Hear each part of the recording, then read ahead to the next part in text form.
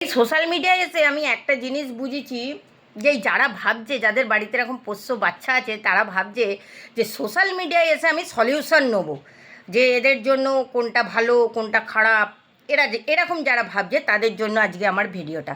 দুদিন আগে একটা ভিডিও পোস্ট করেছি, খাবার ভিডিও। টেবিলে তো সবার খাবারগুলো বাড়া আছে, মাংস ভাত দিয়ে আমি রেডি করে দেখাচ্ছি যে ওদের খিদে পেয়েছে, এবার খেতে দেবো। সেখানে একজন কমেন্ট করে গেছে, এত ভাত কে দেয়, ওদের এত কার্বোহাইড্রেট শরীরের ক্ষতি করে, ভাত অল্প দেবেন। ঠিক আছে, এরপর কি হবে? সেই দিদির কথা শুনে তুমি কি করলে, যে না বলেছে যখন ভাত থালা অল্প দিতে হবে, ভাত অল্প দিয়ে দিলে, ভাতের পরিমাণ কমিয়ে দিলে। ওর পেটের জ্বালা রইলো, বাড়িতে অত্যাচার শুরু করবে। খিদে যে থাকলেই তোমাকে জ্বালাবে। আমি তোমায় বলে দিচ্ছি, তুমি তোমায় বুঝে নিতে হবে। ওর খিদে পেয়েছে, শুতে দেবে না, বসতে দেবে না। আমাদেরগুলো যা করে আমি তাই বললাম, অন্যের বাচ্চার কথা আমি বলবো না। আমি আমার বাচ্চাগুলো যদি পেটে খিদে থাকে, খিদে যদি পেয়ে যায়, তোমাকে শুতে দেবে না, বসতে দেবে না, ফোন দেখতে দেবে না, রান্না করতে দেবে না, ওদেরকে আগে খেতে দিতে হবে।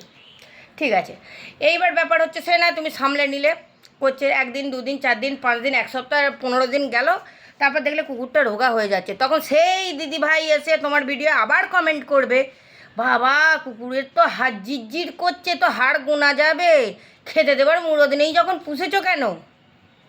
বুঝতে পারলে? ক্লিয়ার হয়ে গেল। এবার বলি, আরেকজন কমেন্ট করেছে, এইটুকু করে ভাত কে দেয়, অতখানি ল্যাবের শরীরটা দেখছো, একটু খেতে দিতে হবে না পেট ভর্তি করে?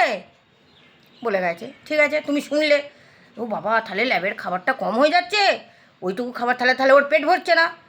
তুমি কি করলে? তার কথা শুনে আরও ভাত চাপিয়ে দিলে, আরও ভাত চাপিয়ে দিলে। ঠিক আছে, খাচ্ছে 1 দিন 2 দিন, ওর ওভারফিড হচ্ছে। ওভারফিড হলে ও তো মোটকা হয়ে যাবে, প্রথম কথা। দ্বিতীয় কথা, ধরো মোটকা হলো না, হজমের সমস্যা তো আসবেই, বমি করবে, 1 বার 2 বার 3 বার, সে বমি তোমায় পরিষ্কার করতে হবে। সেই দিদি কিন্তু পরিষ্কার করতে আসবে না, তুমি বমি পরিষ্কার করবে, পটি করবে, গ্যাস অম্বল হলে পটি সে তোমাকে পরিষ্কার করতে হবে। অম্বল হয়েছে, বমি করছে, পটি করছে, গ্যাসের ওষুধ দিতে হবে, বমি করছে জোফার দিতে হবে, পায়খানা করছে মেট্রোজেল দিতে হবে। তার মানে ওর কথা শুনে তোমাকে চলে, বুঝতে পারছো? তোমার বাচ্চা তুমি যদি ছোট্ট থেকে নিজের হাতে করে মানুষ করো, অতি অবশ্যই তোমার আইডিয়া এসে যাবে যে ও কতটা খাবে, কতটা খেতে পারবে, কতটা খেতে পারবে না, ততটা পরিমাণই তুমি দেবে। অন্যের ব্ল্যাকি কি জানলায় মুখ গলাচ্ছ, এদিকে এসো। এবার আমি তোমাদের বলি, তোমাদের সাথে আমি ভিডিও করলেও আমার চোখ কিন্তু চারিদিকে আছে, কে কী করছে না করছে, এদিক ওদিক, এটা আমার সব সময় থাকে। কোন বাচ্চা কী করছে না করছে, জানলা দিয়ে মুখ বার করে এখন গিরগিটি ঢোকাচ্ছে কি কেন ঢোকাচ্ছে, সেটাও দিকে আমাকে দেখতে হবে। একদম মাস্টার মাইন্ড তো। বোঝাতে পারলাম? নিজের বাচ্চার খেয়াল নিজেকে রাখতে হবে, অন্যের উপর ডিপেন্ড করবে না। কে কি এসে কমেন্টে বলে গেল সেই অনুযায়ী আমার বাচ্চাকে রাখতে হবে না, একদম নয়। থালি সর্বনাশ, নিজের বাচ্চার সর্বনাশ নিজেই করে ফেলবে। বোঝাতে পারলাম? গরম পড়েছে এখন উপস্থিত, আমি যেটা করি, হালকা পাতলা খেতে দাও, ভাত যা খেতে দিতে 1 মুঠ কম খেতে দাও, ঝোলের পরিমাণ বাড়িয়ে দাও। ওরা যদি একবেলা না খায়, চিন্তার কোনো কারণ নেই, রাতে খাবে। যদি রাতে না খায়, পরের দিন আবার সে দুপুরে খাবে, তার খিদেটা হতে দিতে হবে। খাচ্ছে না বলে মাথা খারাপ করে ফেলবো, ডেড়ে বুঝে খাওয়াতে হবে, জোর করে মুখের ভেতর ঢুকিয়ে দিয়েতে তাকে গেলাতে হবে না।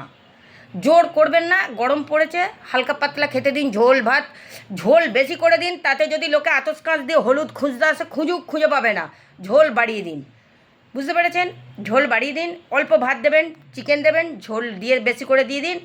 ইলেকট্রলের জল দেবেন, বারবার বলছি ওআরএস নয়, ইলেকট্রলের জল দেবেন। এই গরমেতে দিতে পারেন পাতলা করে গুলে, যে যার বাচ্চা যেরকম খাবে দিতে পারেন। দই দিয়ে ভাত দিতে পারেন, দইয়ের যেসব বাচ্চা, আমার জিএসডিরা দই খায় না, তাদের জন্য হচ্ছে ঘোল করে দেবেন, ঘোল খেয়ে নেবে দই। এইভাবে নিজের বাচ্চাকে সুস্থ রাখুন, ভালো রাখুন। আপনি মা, আপনার থেকে কেউ ভালো রাখবে না।